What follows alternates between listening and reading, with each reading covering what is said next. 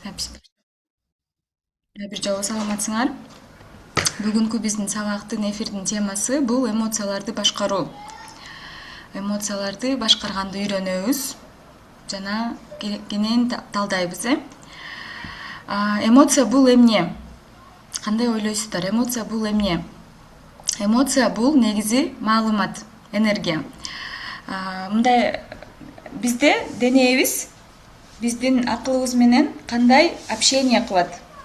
Мисалы үчүн дене бир жер ооруса же бир кандайдыр эмоция аркылуу биз менен сүйлөшөт. Мисалы үчүн мен коркуп калдым, мен үшүп калдым, мен сүйүнүп атамын деген эмоцияларды сезгенде, демек дене бизге маалымат берип атат. Ошондуктан эмоцияны биз маалымат катары кабыл алабыз. Это внутренняя сигнальная система, выработанная для выживания. Эмоция бизге өлүп калбаш үчүн керек. Мисалы үчүн коркуу сезими эмнеге берилген? Коркуу сезими келгенде бизге энергия дагы келет. Ушул жерден качып кет, же ур, же сок, же мындай притворись, что ты умер, мисалы үчүн бей, беги или замри деген реакцияларыбыз бар. Или мисалы үчүн гнев бул ачууланабыз, бул дагы бизге, чтобы выжить берилген. Нам нужно себя защитить, коргойбуз өзүбүздүн границабызды, ошон үчүн бизге гнев берилген. Жана башка ушундай түркүн эмоцияларыбыз бар. Булар бизге, чтобы мы выжили, нужно. Эми мисалы үчүн капачылык деген эмоциябыз бар, баарыбыз мындай кайгырганда өзүбүздү жаман сезебиз, анан ушул эмоцияны жаман көрөбүз. Бирок чынында бул эмоция деле бизге керек. Биз жашоодо бир нерсени жоготкондо, чоң жоготуу болгондо ошондо кайгырабыз. И ошол психика биз жоготкон нерсе менен коштошуу үчүн кайгырууну берет да. Ошо кайгырууну биз проживать этип, анан ошол жоготуу менен коштошобуз да, мындайча айтканда. Грусть — это всегда про то, что что-то мы потеряли, какое-то ожидание не произошло наше. Демек бул эмоция биздин денебизден берилип аткан язык общения, биологический язык, на котором мое тело говорит с моим сознанием. Физиологический ответ. Эмоция гормондордон турат, гормондор бөлүнөт, анан ошондон биз ошону эмоцияны денебизден сезебиз, туурабы? Бул жөн гана мындай ой эмес. Мисалы үчүн мен коркуп атам, бул ой эмес. Бул кадимкидей сезим биздин денебизде жайгашкан. Бул маалымат. Эмне жөнүндө бул маалымат? Бул мен азыркы жашап аткан жеримде, дүйнөмдө азыркы учурда эмне болуп атканга менин реакциям кандай? Мен эмнени сезип атам деген маалымат да. Эмоция бизге эмнелерди билдирет? Мен үчүн эмне маанилүү? Менин границам кайсыл жакта? Кайсыл жерде угроза же мындай кооптук бар? Что является возможностью? Мүмкүнчүлүктөрдү дагы. Или мисалы үчүн радость, если эгерде биз сүйүнсөк, бул эмнени билдирет? Демек бул нерсе мен үчүн маанилүү, это для меня ценно, это для меня важно деген маалыматты алабыз. Эмоция бул проблема эмес. Көп адамдар ойлойт, мисалы үчүн эмоция бул проблема деп. Мен коркуп атам, же кыжырланып атам, же кайгырып атам, анан бул проблема. И көп адамдар эмне кылат? Эмоцияны подавляют, басынтып салышат, Мисалы үчүн мен азыр ачууланып атам, анан бирок ачууланбашым керек деп туруп ошол эмоциябызды мынтип басып салабыз. Бирок бул туура эмес. Мисалы үчүн элестетиңиздер, сиздер машинаны айдап баратасыздар, анан ал жердин мисалы үчүн двигатели же бир жерде ошибка болуп калды, анан сизге сигнал келип атат да. Бул жер иштебей атат, мисалы үчүн балким шинада аба давление түшүп кетти, же бензин аз калды, же бир мындай кандайдыр бир сигнал келип атат, сизге маалымат. Анан сиз бул сигналды эмне кыласыз? Мисалы үчүн кагаз менен чаптап койдуңуз, мынтип всё көрбөйм деп.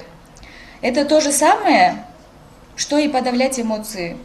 Эмоция келип атабы, демек что-то происходит не так. Бир нерсеге көңүл бурушуңуз керек. Бул проблема эмес, бул маалымат. Сиздин жашооңузда мындай нерсе болуп атат деген маалымат. Анан сиз эгерде ошону карабай койсоңуз, проблемаңыз чечилбейт. Эгерде сиз машинаңызда мисалы үчүн бир сигнал чет күйүп калды, анан сиз просто ошону мынтип жаап койсоңуз, проблема чечилбейт, туурабы? Ошондой эле биз эмоциядан качпайбыз, эмоция менен беттешкенди бүгүн үйрөнөбүз. То есть игнорировать эмоции — это заклеить приборную панель, которая сообщает об ошибке. Это неэффективно и не полезно. Бүгүн биз эмоциональный интеллектти жогорулатканды үйрөнөбүз. Дегенде эмнеден башташ керек? Что я сейчас чувствую в теле? Биз эмоцияларыбызды көп адамдар түшүнбөйт негизи, эмне эмоция сезип атканын, эмне себептен сезип атканын. Анан биз ошол эмоциональный интеллектти жогорулатышыбыз керек, өнүктүрүшүбүз керек. Ал үчүн биз башында ошол эмне эмоция экенин түшүнгөндү үйрөнүшүбүз керек. Азыр дальше пошагово пландар кадамдарды берем, биринчи кадам, экинчи кадам. Бирок биз эмнеден баштайбыз? Мен азыркы кезде, азыркы учурда денемде эмнени сезип атамын? Даже эмоцияны эмес, просто кандай сезим болуп атат? Менин денем эмнени сезип атат? Балким денем чарчады, балким денем үшүп атат, балким ысып атат, балким напряжение болуп атат, балким спазм болуп атат. Ушуну сиздер бир күндүн ичинде 4-5 жолу өзүңөрдөн сурайсыздар да. Мен азыр эмнени сезип атам? Менин денем эмнени сезип атат? Мисалы үчүн азыркы кезде мен ысып атамын. Эмне себептен мен ысып атам? Мен ысык чай ичтим эле, ошондуктан ысып атам. Мисалы үчүн өзүмдү мисалга келтирсем, мен азыр эмнени сезип атам? Мен туалетке баргым келип атат. Же мен эмнени сезип атам? Менин уйкум келип атат. Ушуну канчалык сиз көбүрөөк өзүңүзгө суроо берип, канчалык өзүңүзгө көбүрөөк жооп берсеңиз, сиздин эмоциональный интеллектиңиз дагы өсүп баштайт. Сиз денеңиздеги сезимдерди сезе баштагандан кийин өзүңүздүн эмоцияңызды дагы жакшы сезгенди үйрөнөсүз. Далее, выгнать курьера с посылкой дейт. Мисалы үчүн биз эмне кылабыз? Бизге курьер посылка алып келиптир дейли. Анан биз ошол посылкада эмне экенин билбей эле курьерди кууп чыгып атабыз үйдөнчү. Бар кет деп эле, мисалы үчүн посылканы карабай эле. Это то же самое, что эмоцияны биз бир эмоция келип атат да. Мен мисалы үчүн өзүмдү начар сезип атам, бирок ал начар сезим эмне экенин билбейм да. Мен азыр коркуп атамынбы, же кайгырып атамынбы, же таарынып атамынбы, же капаланып атамынбы, же балким разочарование болуп атамынбы. Ошону байкабастан эле мен ошо начар эме келди, все, я хочу отвлечься, мисалы үчүн ушул сезимди карабай эле, я хочу просто алаксып кетким келет. Көптөр айтат го, эме ыйлаба болду, алаксып кет, кино көр депчи. Анан биз алаксыганды аракет кылабыз. Это что? Это ошол келген курьерди посылка алып келди да, ошол посылканы карагыңыз келбей эле сиз кууп чыктыңыз. Бул ошондой эле да, эмоция сизге бир маалымат алып келди. Ал маалыматты биз туура колдонсок болот. Биз эгерде ошол маалыматты туура колдонсок, биз жашообузду мындай жакшы нукка бура алабыз. Ошондуктан, мисалы үчүн бир нерсени сезсеңиздер, эмне жөнүндө болуп атат бул эмоция деп өзүбүздү сураганды үйрөнөбүз. Мындан ары дагы кененирээк айтып берем.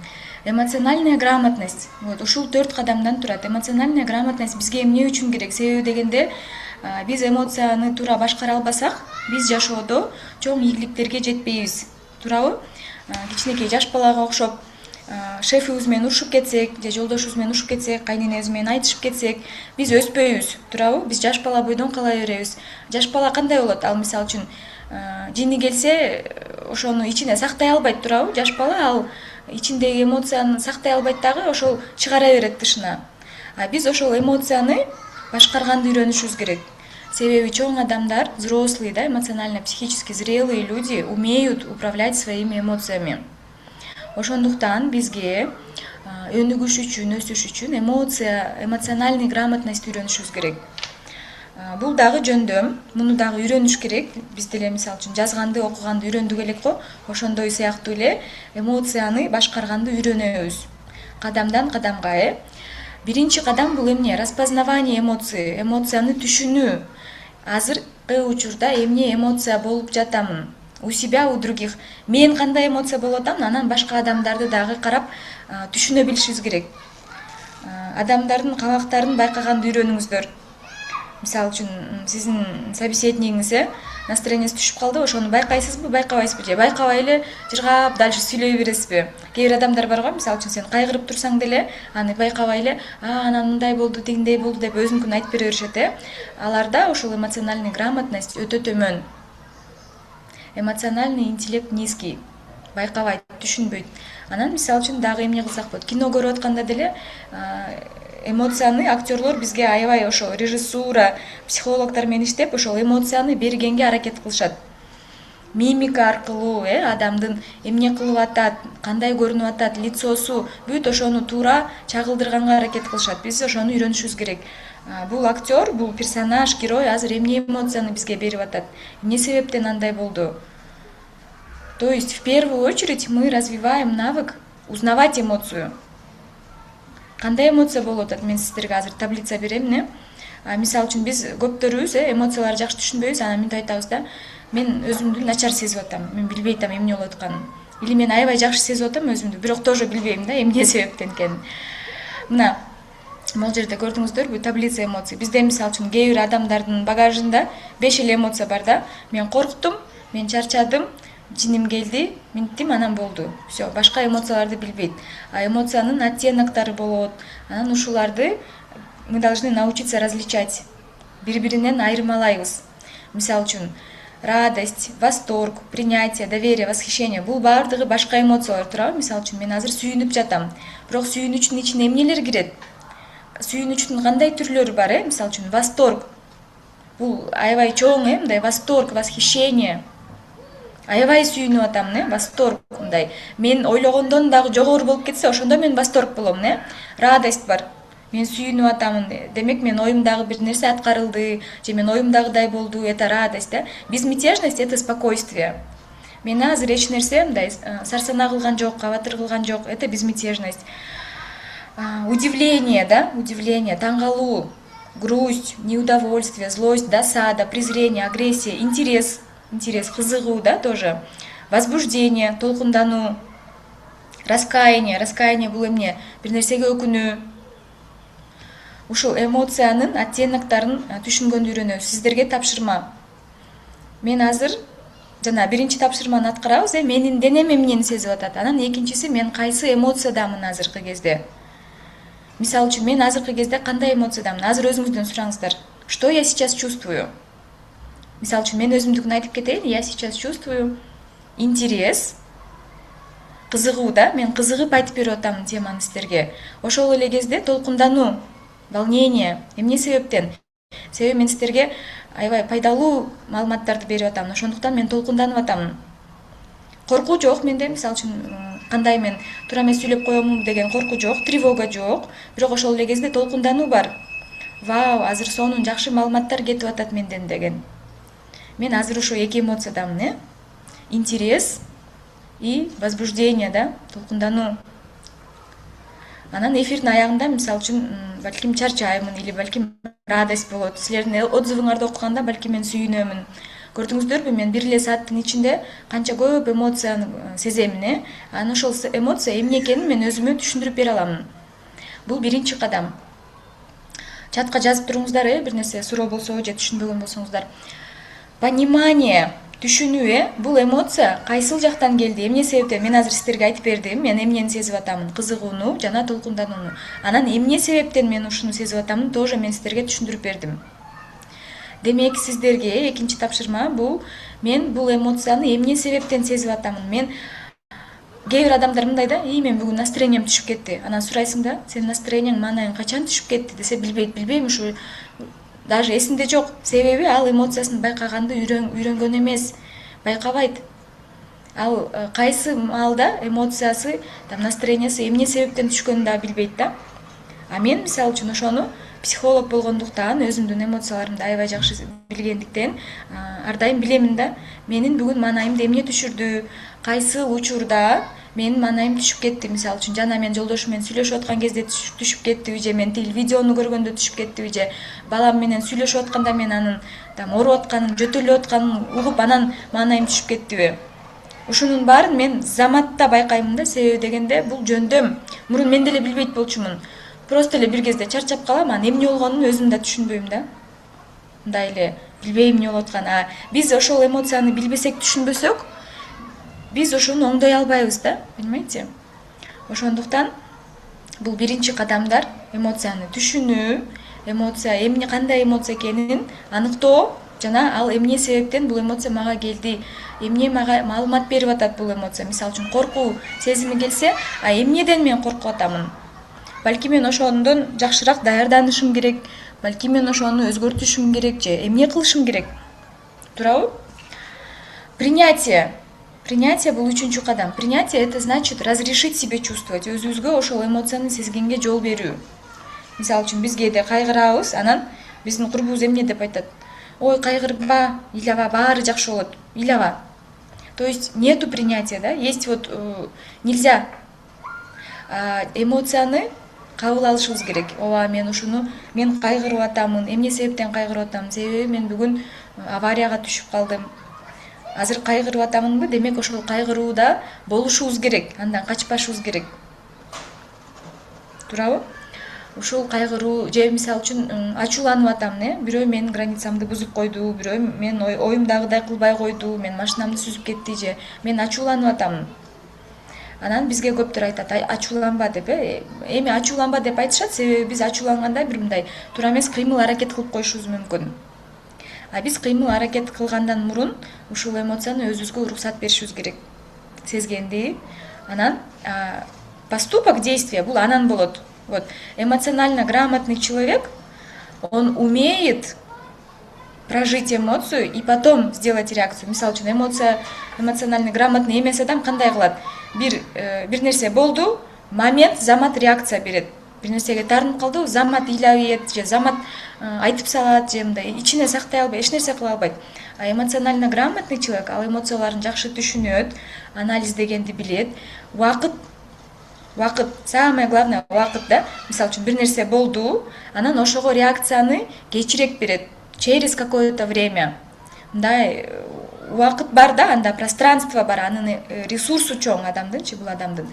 Бир нерсе болду, мен азыр кайгырып атамын, бирок мисалы үчүн мен каттуу ачууланып жатканда азыр мен туура эмес нерсени айтып салбайын, же каттуу бир нерсени сындырып салбайын деп, ал адам өзүнө ачууланганга жол берет, анан пока кыймыл аракет кылбай турат.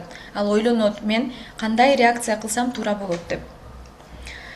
Ошондуктан третий шаг, үчүнчү кадам — это принятие, разрешить себе чувствовать.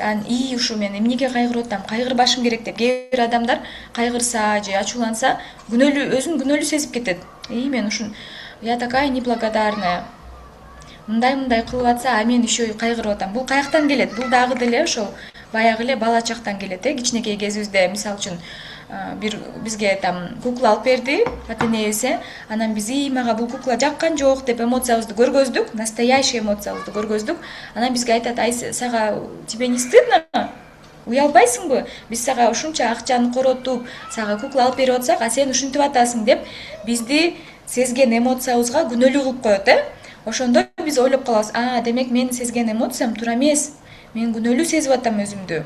Анан ошол реакцияны жаттап калышат. Ал көп жолу кайталанат. Анан кийин уже чоң кезде дагы деле мисалы үчүн бир нерсеге кайгырса, өзүн күнөөлүү сезип кетет. Мен ушу кайгырбашым керек эле. Баары мындай мисалы үчүн бир азын алып коет да, анан кайра деп өзүн токтотуп баштайт. Болду, мен бул эмоцияны сезбешим керек. Себеби бул эмоция мындай туура эмес деп ойлойт, туурабы? Андай болбош керек. Биз өзүбүздү эмнени сезип атсак, ошого күнөөлүү болбошубуз керек. Бул сезим, бул бизге денебиз берип аткан сигнал, маалымат. Ошол маалыматты окуй билишибиз керек.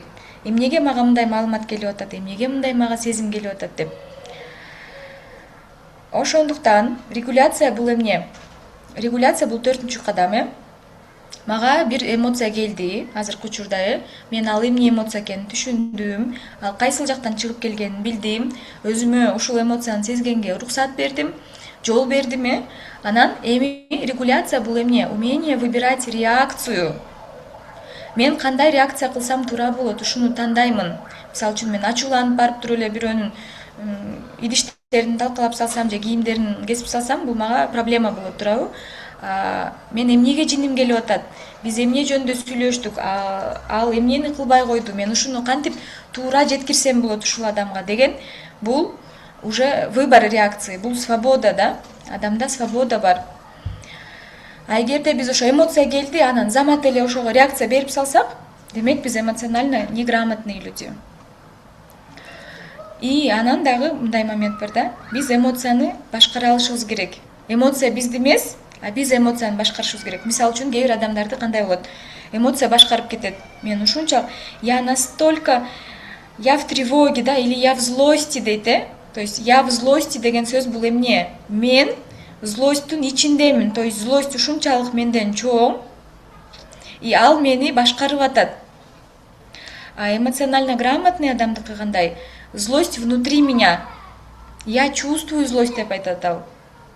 Ал ошону сөз менен айта алат. Барып туруп эле бир нерсени талкалап салбайчы, же бир нерсени. Көп эркектер мисалы үчүн тилекке каршы, бизде ушул эмоциональный грамотность өнүккөн эмес, кыргыздарда тилекке каршы. Ачууланды, барып туруп эле барып аялын сабап коет, же балдарын уруп коет. А ошону эмнеге жиниң келип атат? Ошону сөз менен айтканды сен аракет кылдыңбы дегенде. Мисалы үчүн үйгө келди, үй жыйналган эмес, же дагы бир нерсе, же бирөөдөн бир нерсе деп угуп калды, кызганды, келип туруп эле реакция да, то есть эмоция андан ашып турат, ал ойлонбой атат эмне болуп атканын, ал реакцияны тандабай атат, ал барып туруп эле ачууланып эле эметип атат. Ошондуктан биз эмоциональный грамотность үйрөнүшүбүз керек. Балдарыбызга үйрөтүшүбүз керек. Балдарыбызга кантип үйрөтөбүз? Что ты чувствуешь деп сурайбыз. Эмнеге сен аны сезип атасың? Сен эмнеге ачууланып атасың? Мага айтып берчи балам. Кызым, эмне болду? Кел сүйлөшөлү.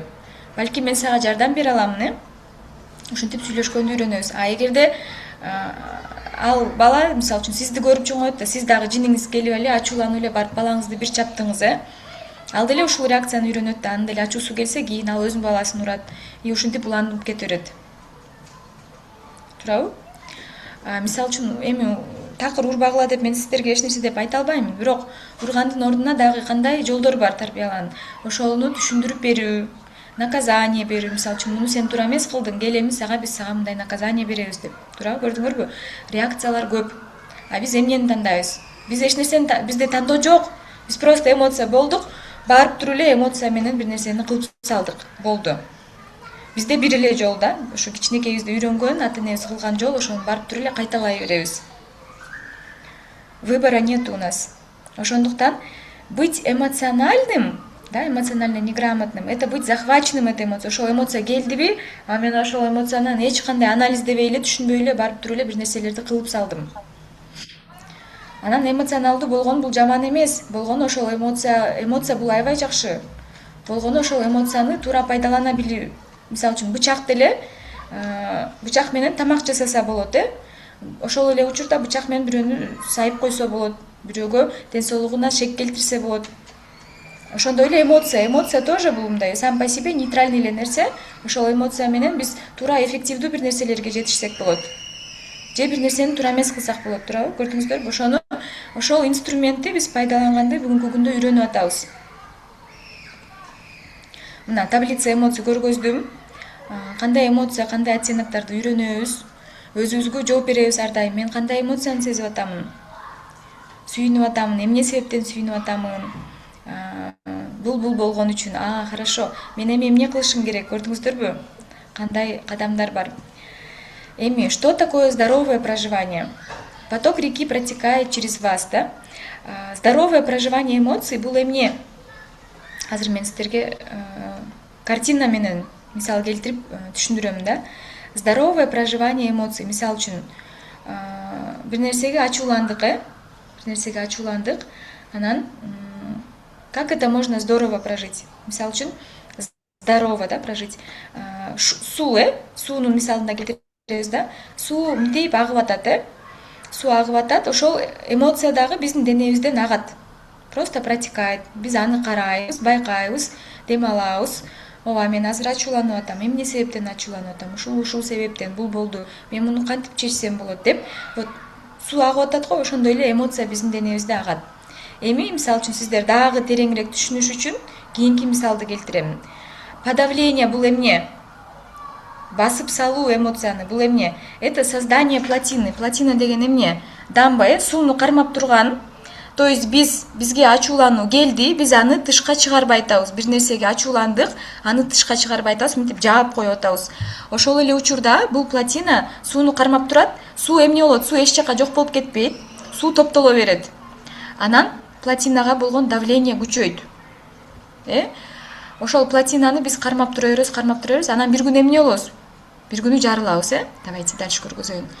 Жарылуу бул эмне? Всплеск эмоций, это прорыв плотины. Бир күнү ошо топтойбуз, анан бир күнү эмне кылабыз? Взрыв болуп кетебиз, Вот. Плотина жарылып кетти, себеби биздин психикабыздын деле ресурстары чектелген. Ар дайым эмоциянын баарын ичибизде сактай албайбыз. Бир күн эмес, бир күнү бир нерсеге ачууланып, анан ошол эмоцияларыбыз мындай чыгып кетет. Айтыңыздарчы, ушинтип суу, эгерде плотина жарылып кетсе эмне болот? Сел болот, наводнение болот. А бул бизге пайдалуубу же зыянбы? Биздин жаныбыздагы чөйрөгө пайдалуубу же зыянбы? Албетте зыян, Ошондуктан келиңиздер ушул мисал менен түшүнөбүз. Здоровое проживание эмоций — это ушул биз суунун агымына жол беребиз. Ооба мен ачууланып атам, ооба ушул себептен, ооба бул мага жаккан жок, ооба менин жиним келип атат, мен азыркы учурда мисалы үчүн сен менен сүйлөшкөнгө даяр эмесмин деп айтсак болот, биздин собеседникке. Же мисалы үчүн кайнежебизге ачууланып атабыз, анан айтабыз: мага бир аз 5-10 мүнөт убакыт берип туруңуздар, мен азыр ушундай эмоцияда болуп атамын. Мен азыр сүйлөшкөнгө даяр эмесмин деп айтсак болот. Мисалы үчүн, кээ бир эркектер, те, которые умеют свои эмоции управлять, алар эмне кылышат? Урушуп аткан аял менен урушуп аткан учурда алар бөлмөдөн чыгып кетишет.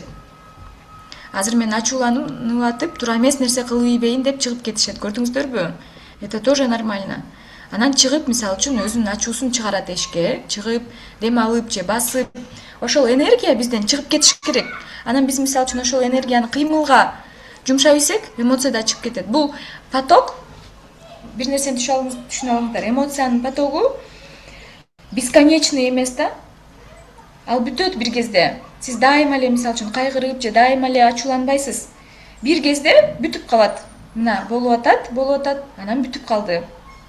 Ошого убакыт беребиз. Анан ушул сууга окшоп, арыкка окшоп агып кете берет ал. Мен сиздерге азыр дальше дагы тереңдеп беремин, үйрөтөмүн. Бирок азырынча ушул деңгээлде түшүнүп алыңыздар. Айырмасы ушул. Эгерде мен эмоциямды басындырып койсом, бул эмоциональное управление эмоцией эмес. Это эмоциональная грамотность эмес. Мен бул просто тыгып койдум бир жергечи эмоциямды. Мисалы үчүн, мага шеф же ким, мисалы үчүн, бирөө мага урушуп атат, а мен унчукпай койдум, такыр унчукпай койдум да, ылтыйып эле, анан ичиме сактап койдум, анан бирок ал эмоция, анан могу сууну көрдүңүздөр да, кармап калды. Ал мени ичимден разрушать этет. Ал мени ичимден жейт. Ошол агрессия, ошол гнев мени ичимден жеп баштайт. Анан адамдар, вот мисалы үчүн, таарынычты эгерде көбүрөөк ичине сактаса, ошондой адамдардын ашказаны көп ооруйт. Эгерде ким гневди көп сактаса, жүрөктөрү ооруйт.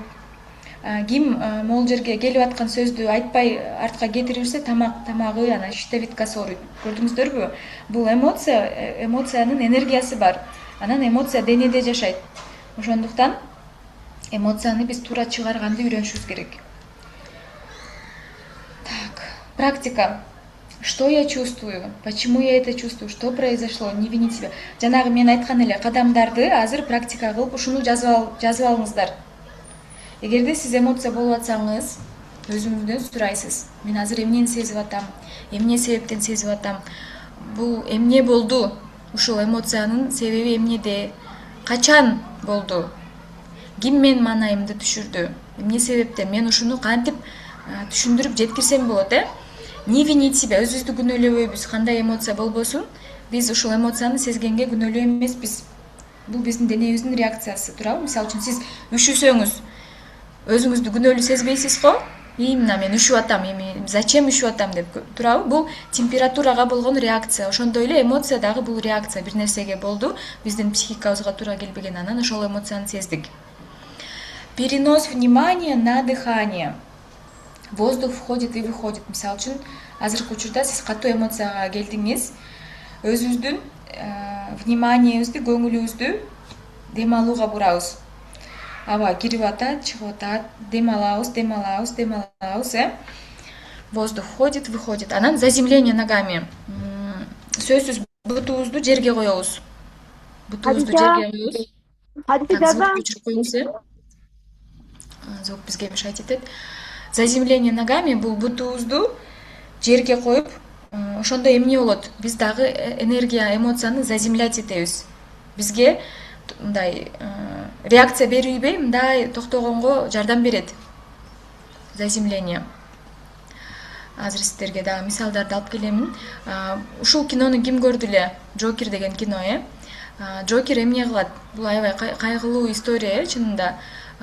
Он подавляет свои эмоции. Эмоцияларын подавляет жаш кезинде. Апасы менен там тяжелое детство у него было, ал бул болуп атып. Анан бир кезде ошол плотина, у него взрыв болуп кетет, у него уже шизофрения башталып кетет да, жана тип эмоцияларын көрдүңүздөрбү кинодо? Уже жанагы эмоциялар ушунчалык топтолуп туруп, травмалар топтолуп туруп, бир кезде мынтип жарылып кетет дагы. Анан бул адамдарга мындай зыян келтирип баштайт, өзүңүздөр билгендей. Ошондуктан ушундай кинодон мисал алып кел деп атам. Бул жерде сиздерге дагы түшүнүктүү болсун деп азыр мен бул жерде видеону коёмун. Бул мисалдар это наоборот эмоционалдык грамотность жөнүндө мисалдар болот да. Азыр ушуну көрүңүздөр. Мен сиздерге талдап берем. Пара типов украла денситометр, пришлось за ними гнаться. Что? Отвяжись, Крис. Погоди, я не понял, что значит «отвяжись». Каждый день новая история. Эй, Рой! Рой, можно не выбивать ковер, когда здесь люди? Грязь, пыль, не продохнуть. Я поддерживаю чистоту в доме, Крис. Погоди, послушай. Линда, спокойно. Мы прорвемся. Вот увидишь, выкарабкаемся, понятно? Сколько раз уже слышала. И беременная. Прорвемся. Значит, ты в меня уже не веришь? Мне все равно. Какая разница?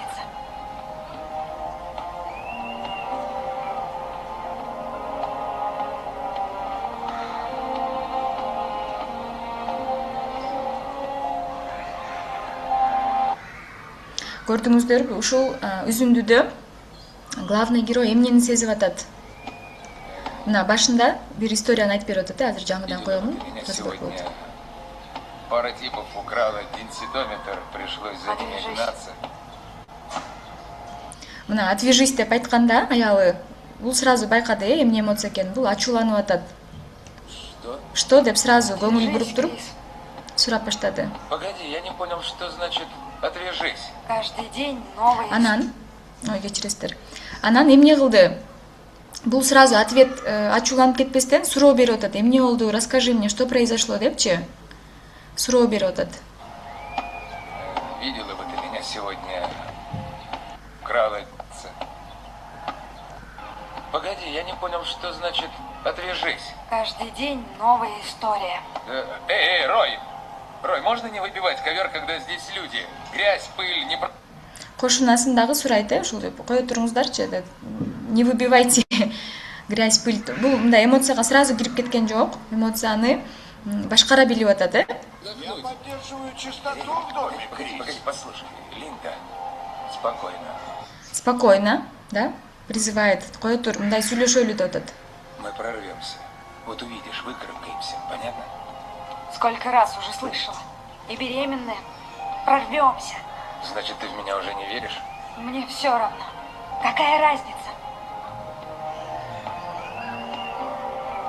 Ошол эле кезде аялы кандай эмоцияда болот атат? Аялы, у нее, наверное, злость и разочарование, да? Злость и разочарование. Мне все равно деп атат. Хорошо, экинчи үзүндүнү көрөбүз. Мой отец был алкоголиком. Он ужасно напивался. Домой приходил чуть ли не на бровях, готовый избить любого. Да, еще палку и ремень клал на стол и говорил: выбирай. Я выбрал ремень. Я больше привык к кастету. Почему кастет? Да просто назло ему. Твой отчим? Да, и поэтому у Уилла обнаружено нарушение привязанности. Посмотри на меня, сынок. Это не твоя вина. Я знаю. Это не твоя вина. Не лезь ко мне, ладно? Не доставай меня, Шон. Только не ты. Это не твоя вина.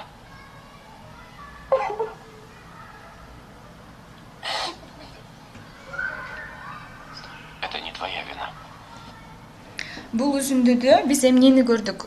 Баланын кичинекей кезинде эстеликтеринен калган эмоциялары, ошол кезде ал мисалы үчүн ачууланды же кайгырды, ошол эмоцияларын ал сактап койгон, чыгара алган эмес. Бул жактагы адам, он действует как психолог. Это не твоя вина деген сөз бул бала үчүн триггер. Он хочет ошол эмоцияларын чыгаргысы келип атат, ошентип чыгарганда анан бунун эмоциясы чыгып кетет. Бул несколько раз это не твоя вина деп айтат. Башында кандай эмоция болот? Башында у него отрицание, да, ничего страшного деп могул жерде көрсөңүздөр. Это не твоя вина. Я знаю. Я знаю, көрдүңүздөрбү? Избегание эмоций. Это не твоя вина. Или... Злость, да? Злость выходит. Ладно, ладно. Не доставай меня, Шон. Только не ты. Это не твоя вина. Эми ыйлады, эми кайгырды. Бул эмне себептен болду мындай? Кичинекей кезинде өгөй атасы урчу экен да, урчу экен или там еще насилие было. Анан ошондо ал кичинекей бала болуп, ага ответ жооп бере алган эмес, өзүн коргой алган эмес. Анан ошол эмоциясы ичинде басылып сакталып калган. Анан ошол эмоциясын чыгарыш үчүн бул жанында турган киши эмне кылып атат? Это не твоя вина деп. Бул билет ушул сөз ушундай реакция берерин, анан ошон үчүн айтып атат. Несколько раз, көрдүңүздөрбү? Айтып туруп, бул вот психологи тоже так работают, да? Мисалы үчүн, что ты чувствуешь деп сурай бергенде, адамдын жанагы басылып калган сезими чыга баштайт. Демек, жанагы адам сүрөттө көрдүңүздөр го, плотина турбадыбы? Ошону разом жарып салбастан, акырындан азайтып эмоцияларын чыгара берет ар бир сессияда. Ошондо, мисалы үчүн, топтолуп калган эмоцияларыңызды плотина кармап турган болсо, ошол сууну азайтып берет психолог сиздер үчүн. Ушул жерде көрдүңүздөр, басылган эмоцияны кантип чыгарып атат. Эми муну көрөбүз. Бул бир аз башкача мисал, көрсөңүздөр болот. Азыр. Понятно. И вы совсем не волнуетесь. А это поможет? Вы никогда не волнуетесь? А это поможет? Мне смертная казнь? Нет. Рудольф, разве нет вероятности, что дома меня ожидает расстрел? Да. Вы не волнуетесь. А это поможет? Ушул адам, бул «Шпионский мост» деген кинонун герою, ему грозит смертная казнь. И сурап атат, адвокат, вы не волнуетесь, десе, а это поможет деп сурады, да? Көрдүңүздөрбү, бул дагы эмоциональный, грамотный интеллект, да? Ал мисалы үчүн мен ошол эмоцияны ал сезет балким, бирок ошону реакция тандаганды билет, көрдүңүздөрбү? Он понимает, что азыр сотто ал бул эмоциясын баспайт бул адамчы. Он умеет это управлять. Ошол эмоциясын. Он понимает, ал түшүнүп атат, что он в таком положении, что ага бул эмоция жардам бербейт экенин түшүнүп, ал эмоцияга энергия кетирбей атат. Дагы бир жолу коюп коеюнчу, дагы бир жолу көрсөңөр. На электрический стул. Понятно. И вы совсем не волнуетесь. А это поможет? Вы никогда не волнуетесь. А это поможет? Вот такой вопрос, да? А это поможет тебе? Так, хорошо. Эми дагы бир аз эмоциялар жөнүндө сөз кылып кетейин. Бизге ар кандай эмоциялар, ар кандай функцияларды аткарат. Мисалы үчүн, гнев, ачуулануу, бул эмне, кандай эмоция, кандай эмнени берет бизге? Гнев – это энергия для защиты границ и восстановления справедливости. Мисалы үчүн, биз качан ачууланабыз? Биздин границабызды бирөө тепселегенде, бизге мындай зыян келтиргенде башка адам, ошондо биз ачууланабыз. Анан биз эмне маалымат алабыз? Значит, бул нерсе, бузулган, тепселенген нерсе мен үчүн маанилүү. Это то, что я хочу защищать. В следующий раз силер ачууланганда өзүңүзгө суроо бересиздер. Что я хочу защищать? Бул гнев мага эмне үчүн келди? Эмне мага жакпай атат азыркы учурда? Туурабы? Мисал үчүн, мисал менен келтирсек так түшүнүктүү болот да. Сизге бирөө там бир нерсени кылып койчу деп сурады, анан же бир нерсеңизди бузуп койду. Мисалы үчүн, башка бирөөнүн баласы келип туруп, сиздин балаңызды уруп койсо, сиз эмнени сезесиз? Ачуулануу сезесиз. Эмне себептен? Себеби балаңыз сиз үчүн баалуу.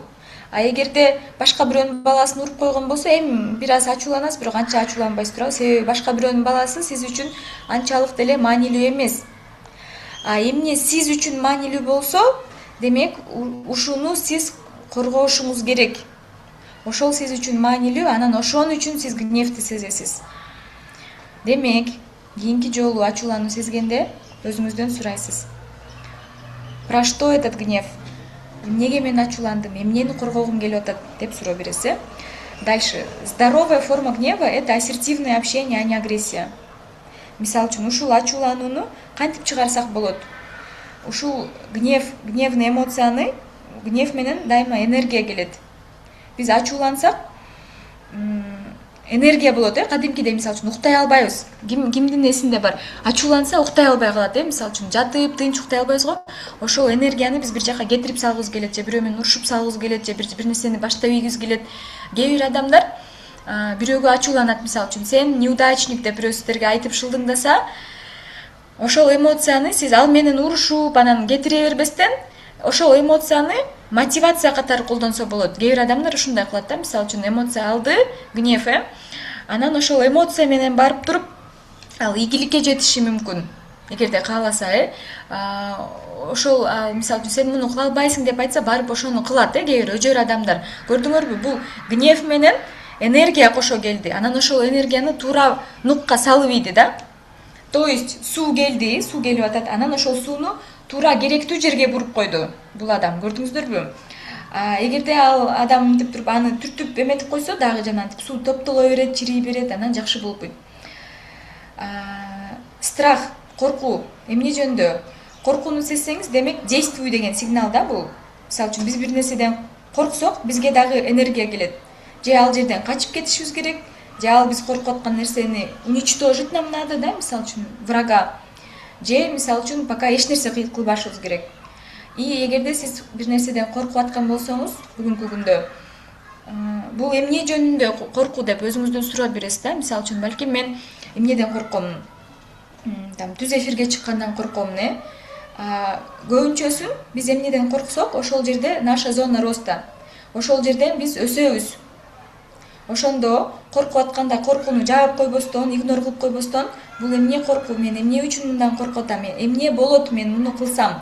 Мисалы үчүн мен түз эфирге чыксам, мени бирөө өлтүрүп коебу? Жок, өлтүрүп койбойт. Ооба, болгону мен туура эмес сүйлөп коюшу мүмкүн, же бир нерсе болушу мүмкүн, бирөө шылдыңдап коюшу мүмкүн. Рилске чыксам, мисалы үчүн кошуналар эл эмне бир нерсе деп сөз кылышы мүмкүн, ой бул мындай видео тартыптыр, же сториске чыгыптыр деп. Мен ошондон коркуп атамын. Бул менин коркум адекваттуубу же адекваттуу эмеспи? Бул рилсти мен эмне үчүн тартып атамын? Балким менин максатым эмнеде? Акча табуу, же бир нерсени сатуу, же досторду табуу, туурабы? Ошондуктан страх келсе дагы аны дагы талдайбыз. Эмне себептен келди? Эмне болот? Жана башка. Тревога. Тревога бул мындай боло элек нерсеге биз сарсанаа болобуз, Бул энергияны дагы биз жакшылап даярданганга колдонсок болот да. Буруп ийсек болот. Мисалы үчүн коноктор келет, мен сарсанаа болуп атам, тревога болуп атам, Анда ошол келген энергияны мен сарсанаа болуп жата бербестен туруп жакшылап даярданганга буруп ийсем болот, туурабы? Направить энергию для планирования, а не для паники. Паника болуп эле отуруп калып, всё, тревога келди, мен сарсанаа болуп отурам. Көрдүңөрбү, тревога менден чоң. Мен кичинекеймин, тревога мени жеп койду, анан ошондо мен чыга албай отура беремин. Я слабая, я маленькая, да? А эмоционально грамотный адам, анын ошол тревогадан чоңураак болот. Бул тревога эмнеден болуп атат, эмне себептен келди, мен эмнеге кабатыр болуп атамын, муну кантип чечсем болот деп, он может думать об этом. И может ошол энергияны планированиеге жөнөтсө болот. Же бир нерсени оңдогонго, же түздөгөнгө, же балким мисалы үчүн выступить надо, речь может отрепетировать таким образом. Дальше, грусть, кайгыруу, это естественный процесс адаптации к потере. Когда биз качан кайгырабыз, бир нерсени жоготкондо кайгырабыз. Это просто нужно прожить. Мисалы үчүн, сиз ажырашып кеттиңиз, же бирөө каза болуп калды, не дай бог, же дагы бир окууга өтпөй калдыңыз, сиз ошол окууну жоготуп алдыңыз, Ооба, сизде жок болчу ал окуу, бирок ошого сиз тапшырам деген ой максатыңыз бар болчу, тилегиңиз бар болчу. Анан кайгырасыз. Кайгыруу бул дагы мындай естественный процесс. Психика ошол нерсе менен коштошуп атат, арылып атат, ушул адам менен, ушул процесс менен. Бир шаардан бир шаарга же бир үйдөн бир үйгө көчкөндө тоже кайгырабыз, Үйдөн кетип баратып, себеби бул ушул үйдө жашап аткан бүт нерсе мен үчүн привычный болчу. Мен буга көнүп калгам, мен муну жакшы көрөм, эми муну мен таштап кетип атамын, ошон үчүн кайгырып атамын. Это естественный процесс. Анан психика ошол нерседен арылып атканда кайгырат. Бул нормалдуу көрүнүш. Эгерде сиз бир нерсенин үстүнөн кайгырып аткан болсоңуз, демек бул дагы сиз үчүн маанилүү.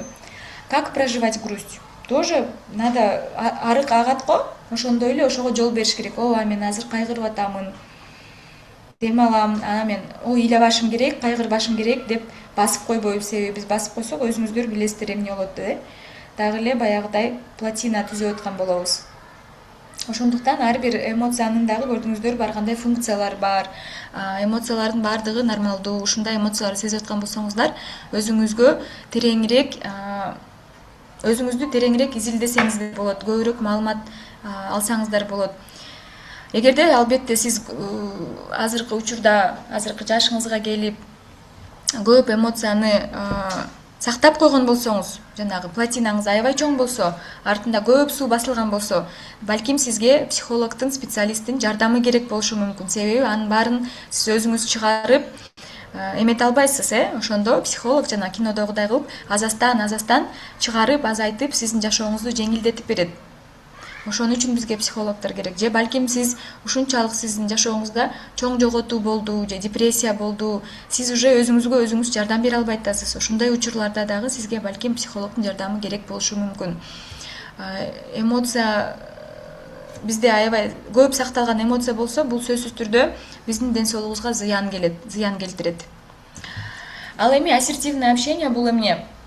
Бул биздин акыркы кадамыбыз. Ошол жана мисалы үчүн биз ачууланууну сезгенде, ассертивное общение это что? Ассертивное общение это азыр көргөзөмүн. Менин видеом жок болуп калдыбы, эмне болуп калды? Өзүмдү көрбөй калдым да. Макул.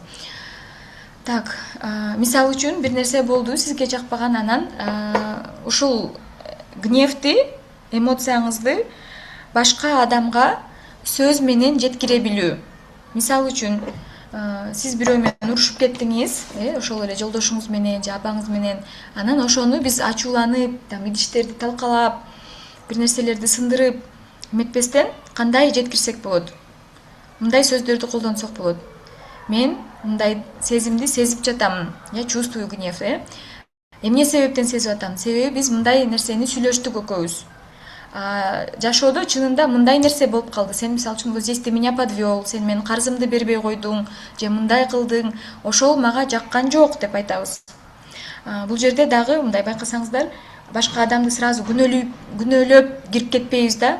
Сен ушундайсың, дайыма минтесиң, жамансың, мен сага канча жолу айткам деп баштайбыз, Это нападение. Это нападение. Вместо нападения попробуйте ассертивное общение. Смотри, мындай нерсе болду. Биз муну сүйлөштүк элек, сен мындай кылдың, ошону сен мындай кылган үчүн мен мындай сезимди сездим. Ошондуктан менин суранарым, пожалуйста, ушундай кылба, же пожалуйста, ушундай кыл. Муну кылгым келип атат, мен сенден ушуну күтүп атамын.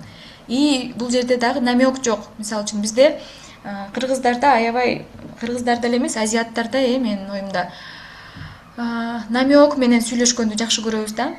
Мисалы үчүн, ой, үй суук болуп атат деп намек айтабыз, чынында биз эмнени айткыбыз келет? От жагып кой, же мисалы үчүн плед алып келип бер деп ошону айта албастан биз ар жактан бер жактан сүйлөгөндү үйрөнүп алганбыз да. Келиним сага айтам, керегем сен ук деген ушул жактан чыгат да тоже. Алыстан бир нерселерди айта беребиз, намек кылып элечи, это нездоровое общение. Мисалы үчүн чоң адамга бир нерсе керек болсо, ошонун намегу жок эле түз айтса болот. Кара, мындай болуп атат, эшик суук болуп атат, мен үшүп атам, ошондуктан үйдө плед барбы, мага берип койчу деп сураса болот да, мисалы үчүнчү, элементарно.